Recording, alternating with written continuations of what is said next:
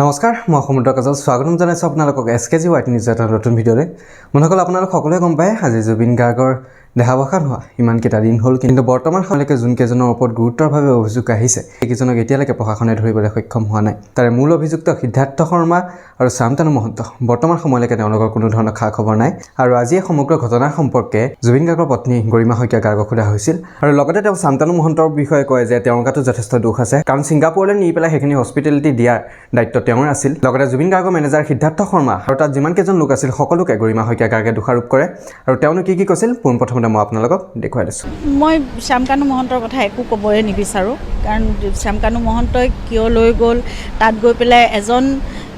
বন্ধু বুলিয়ে অকল জুবিনৰ দৰে এজন ব্যক্তিক এটা সত্তাক এজন শিল্পীক কেনেদৰে ৰাখিব বিচাৰিছিলে সেইটো কথা মই একো বুজিয়ে নাপালোঁ না কোনো মেডিকেল এছিষ্টেঞ্চ আছিল না কোনো ছিকিউৰিটি আছিল না তেওঁৰ প্ৰতি বিশেষ কিবা এটা মানে থকাৰ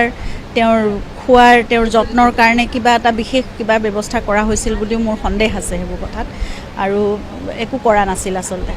আৰু শেষ মুহূৰ্ততো দেখা গৈছে তাত যিসকল উপস্থিত আছিল সিদ্ধাৰ্থই হওক শেখৰে হওক বা তাত উপস্থিত যিসকল অসম এছ'চিয়েশ্যনৰ যিকেইজন মেম্বাৰ আছিল তেওঁলোকে জুবিনৰ কোনো সেই একদম ভাগৰুৱা অৱস্থাটো তেওঁক আচলতে আঁতৰাই আনিব লাগিছিল সেই সময়ত তেওঁক পানীত নামিবলৈ দিয়াৰ কোনো কথা নাছিল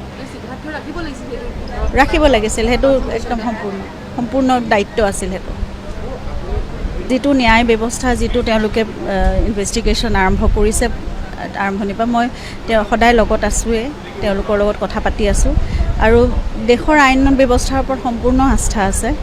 আৰু জুবিনৰ বিষয়টো সকলোৱে মই জানো অলপ বিশেষভাৱেই ল'ব গতিকে ৰাইজৰো দাবী আছে ৰাইজৰো আশা আছে আস্থা আছে চৰকাৰৰ ওপৰত হওক আমাৰ ন্যায় ব্যৱস্থাৰ ওপৰত হওক আইনৰ ওপৰত গতিকে সেইখিনি মই পাম বুলি জানো মই আচল ঘটনাটো কি হৈছিল মই সম্পূৰ্ণভাৱে জানিব বিচাৰোঁ এতিয়াও বিৰুদ্ধে দিছে তাত উপস্থিত থকা সেই ঘটনাৰ দিনাখন সেই সময়ত উপস্থিত থকা সকলোখিনিৰ ওপৰতে দিছোঁ আৰু তাত নেগলিজেঞ্চ অফ ডিউটিটোতো সম্পূৰ্ণ দেখা গৈছে যিবোৰ ভিডিঅ' চাৰ্কুলেট হৈ আছে এতিয়া দেখা গৈছে জুবিন একেবাৰে সম্পূৰ্ণভাৱে তেওঁ এক্সজষ্টেড হৈ গৈছিল সেই সময়খিনিত আকৌ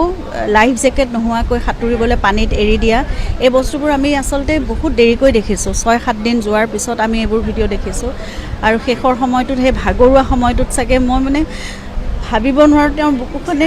তেতিয়া কি বিচাৰিছিল আৰু তেতিয়া তেওঁ